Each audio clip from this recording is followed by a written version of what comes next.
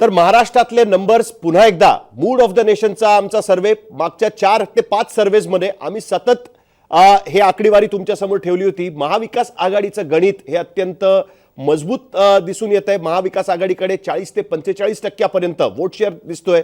दुसरीकडे भारतीय जनता पार्टीने आधी एकनाथ शिंदे मग अजित पवार यांना बरोबर घेऊन सुद्धा 40% त्यांचा वोट शेअर जाऊ शकतो आणि त्याच्यामुळे कुठेतरी नंबर्स दाखवत आहेत की अजूनही महाविकास आघाडीला जास्त सीट्स या ठिकाणी मिळू शकतात महाराष्ट्रामध्ये.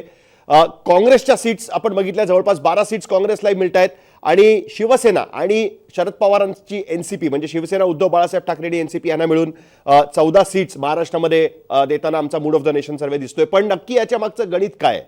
हे आकडे अस्तित्वात उतरवायचे असतील तर महाविकास आघाडीमधलं सीट शेअरिंगचा फॉर्म्युला वर्कआउट होणार आहे की नाही होणार आहे या सगळ्यांवरती आपल्याला चर्चा करायची आहे. संजय राऊत आपल्याबरोबर जोडले गेलेत. संजय राऊतांची ओळख करून द्यायची महाराष्ट्राला गरज नाही आहे. राऊत साहेब, आकडे तुम्हाला मी सांगितलेले आहेत. तुम्हाला हे आकडे योग्य वाटतात की तुम्हाला असं वाटतं की अजून कमी जास्त होऊ शकतं कारण अजून तुमचं सीट शेअरिंग व्हायचं आहे?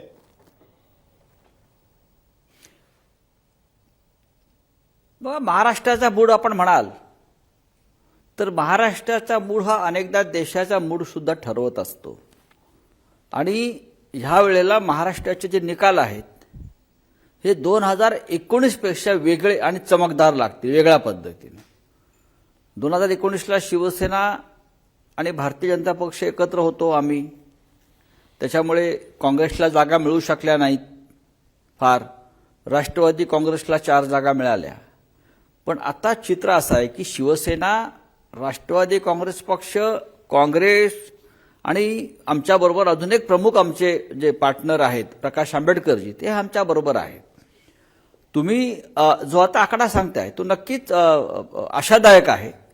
पण आमचा जे टार्गेट आहे, आमचं जे लक्ष्य आहे यावेळेला ते कमीत कमी लोकसभेच्या 35 जागा आम्ही जिंकूच हा आम्हाला पूर्ण आत्मविश्वास आहे. आता तुमचे जे आकडे आहेत ते साधारण आम्ही 30च्या जवळ पोहोचलेलं दाखवतोय. म्हणजे आम्ही जवळजवळ आमच्या टार्गेटच्या जवळ जातोय. 26 तुमचं अनुमान जे आहे ते बहुतेक वंचित बहुजन आघाडीशिवाय तुम्ही केलं असावं. बरोबर आहे. आता वंचित बरोबर आम्ही गेल्यावरती आम्ही कदाचित 40चा सुद्धा टप्पा पार करू शकतो. ही आम्हाला एक विश्वास आहे पूर्णपणे. महाराष्ट्राच्या जनतेनं ठरवलंय ज्या पद्धतीचं खालच्या दर्जाचं घाणेरडं दळभद्री राजकारण महाराष्ट्रामध्ये घडवण्यात आलं, शिवसेनेसारखा पक्ष जो बाळासाहेब ठाकरेंनी मराठी अस्मितेसाठी स्थापन केला त्या पक्षाची शक्ल उडवायचा प्रयत्न केला महाराष्ट्र कमजोर करण्यासाठी. शरद पवार ज्याने राष्ट्रवादी काँग्रेस पक्ष एका मेहनतीनं उभा केला, त्यांच्यासारख्या नेत्यालाही ज्या पद्धतीनं भारतीय जनता पक्षाच्या दिल्लीतल्या नेत्यांनी अपमानित करण्याचा प्रयत्न केला, याचा बदला या राज्याची जनता घेईल आणि आम्ही तिघे आणि चौघे वंचित एकत्र येऊन भारतीय जनता पक्षाच्या या घाणेरड्या राजकारणाचा पूर्णपणे पराभव करू. हा आम्ही उचललेला विडा आहे आणि लोक आमच्या पाठीशी आहेत. कसं आहे ना की एक मला ना हिंदी पिक्चर मधला एक डायलॉग आठवतो, अंदाज अपना अपनामध्ये. त्याच्यामध्ये तो शक्ती कपूरच्या तोंडात, त्या कॅरेक्टरच्या तोंडात हात को आया मुंह न लगा अशा पद्धतीचा डायलॉग होता. महाविकास आघाडीसाठी चित्र तर दिसतंय पण फाटाफूट पण होतीये ना तुमच्यामध्ये. उद्या भारतीय जनता पार्टीकडे आता 2 महिन्याचा वेळ आहे कोर्स करेक्शनसाठी. आधीच तुमचे एक नेते ते फोडायला सुरुवात करतायत. उद्या काँग्रेसमध्ये फूट पडू शकते, काँग्रेसमधनं पण काही जण जाऊ शकतात असं चित्र आहे. तुमचं आणि काँग्रेसचं फारसा काही जमत नाहीये. संजय निरुपम म्हणतायत तुमच्याकडे उमेदवार नाहीयेत. तुम्ही म्हणताय की आम्ही 23 पेक्षा कमी जागा घेणार नाही.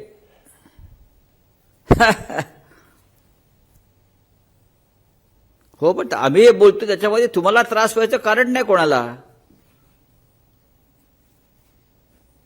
आम्ही 23 जागा लढू हे जेव्हा आम्ही सांगते, शिवसेना जेव्हा सांगते, तेव्हा गेल्या 25 ते 30 वर्षामध्ये शिवसेनेने या 23 जागा लढवलेल्या आहेत.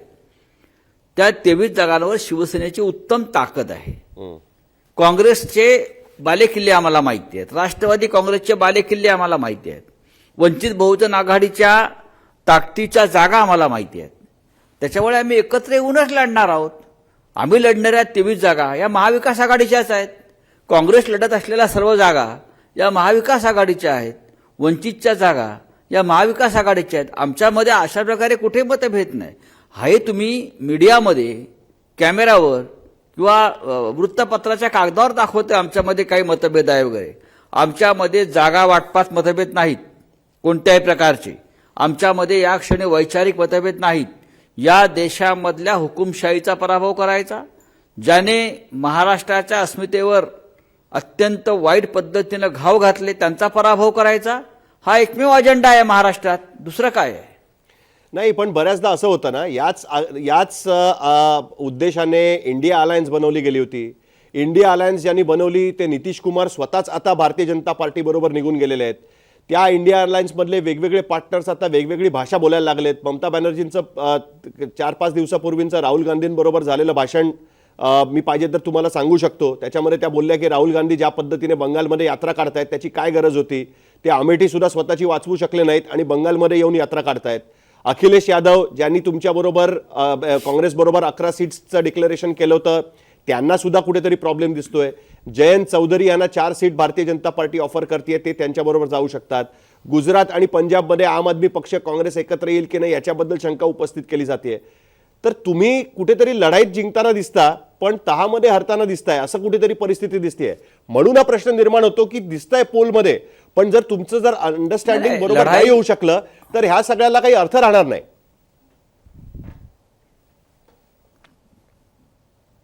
आमचं अंडरस्टँडिंग नाही, आमच्यामध्ये एकमत आहे.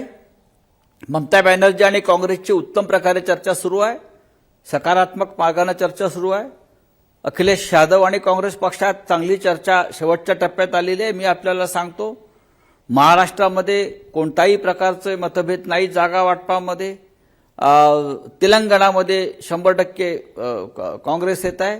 आंध्रमध्ये यावेळेला खूप चांगलं वातावरण आहे. द्रमुक आणि काँग्रेस पक्षातली चर्चा संपलेली आहे. याच्यापेक्षा बिहारमध्ये राष्ट्रीय जनता दल आणि काँग्रेस पक्षामधलं नातं अत्यंत उत्तम आहे.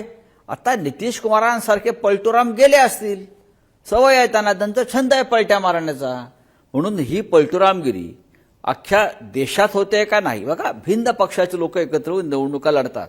हा प्रयोग एनडीएने केलेला आहे, हा प्रयोग जनता पक्षाने केलेला आहे 1978 साली, आणि प्रत्येक वेळेला या प्रयोगाला यश मिळालेलं आहे.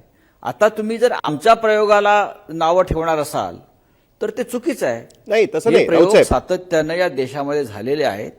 आणि भिन्न महाराष्ट्रामध्ये काँग्रेस, राष्ट्रवादी, शिवसेना एकत्र येऊन सरकार चालवलंच ना. नाही, बरोबर आहे ना. माझा प्रश्न का असा मी विचारलाय, तुम्ही लोकांच्या परसेप्शन मधनं विचार करा. एका बाजूला काय दिसतं की 2019 मध्ये काँग्रेस, शिवसेना आणि राष्ट्रवादी काँग्रेस एकत्र आले, सरकार बनवलं. 2022 मध्ये शिवसेनेतनं 40 आमदार निघून गेले, शिवसेना भारतीय जनता पार्टीचं सरकार झालं. 2023 मध्ये अजित पवारांबरोबर 39 का 40 राष्ट्रवादी काँग्रेसचे आमदार निघून गेले, ते पण त्या सत्तेमध्ये सामील झाले.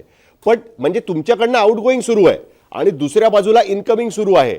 अशा परिस्थितीमध्ये काय दिसतं की बघा, भारतीय जनता पार्टीने ज्या काही अलायन्सेस बनवल्या आहेत त्या इंटॅक्ट दिसत आहेत, पण ज्या अलायन्स भाजपच्या विरोधात बनत आहेत तिकडनं मात्र एक एक पान गळावाया सुरू झालं. भारतीय जनता पक्षाला त्यांचे जे विष्णूचे अवतार आहेत 13वे, जे नेतृत्व करतायत भारतीय जनता पक्षाचे, त्यांना त्यांच्या चमत्कारावर, त्यांच्या नेतृत्वावर, त्यांच्या क्षमतेवर एवढा विश्वास असेल की मी स्वतः नरेंद्र मोदी प्रधानमंत्री 10 वर्षात उत्तम काम केलं आहे, माझं संघटन भारतीय जनता पक्षाचं मजबूत आहे आणि त्या बळावर मी जिंकेन 400 जागा, ही खात्री असती ना, तर हे आता ही जी लंपटगिरी राजकारणात चालली आहे ना, याला फोडा, त्याला तोडा, ह्याला मुका घ्या, त्याला मिठी मारा, बरं का, हे धंदे याने केले नसते. ह्यांची हातभर फाटलेली आहे. अगदी स्पष्ट बोलायचं तर ह्यांना 225च्या वर जाता येत नाही या 2024च्या निवडणुकीत. हे आत्ता हा आमचा सर्वे नाही, हा आमचा आत्मविश्वास आम्हाला सांगतोय.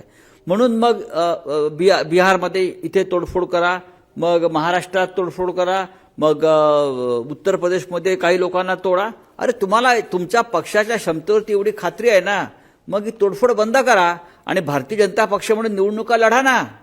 हिंमत असेल तर. आहे हिंमत तुमच्यामध्ये? हे सगळे भ्रष्टाचारी, गुंड, बदमाश, लफंगे घेऊन तुम्ही एक मोड बांधताय आणि आमच्यासमोर उभी करताय. आम्ही त्यांना काडी इतकी किंमत देत नाही. या आमच्यासमोर किती गुंड समोर आणा, गुंडांच्या टोळ्या एकत्र करा तुम्ही महाराष्ट्रात जे चाललंय ते पक्ष फोडा, अजून आमचे लोक फोडा, काही हरकत नाही. पण शेवटी निर्णय राज्याची आणि देशाची जनता घेते. हे फुटलेले आमदार खासदार घेत नाहीत.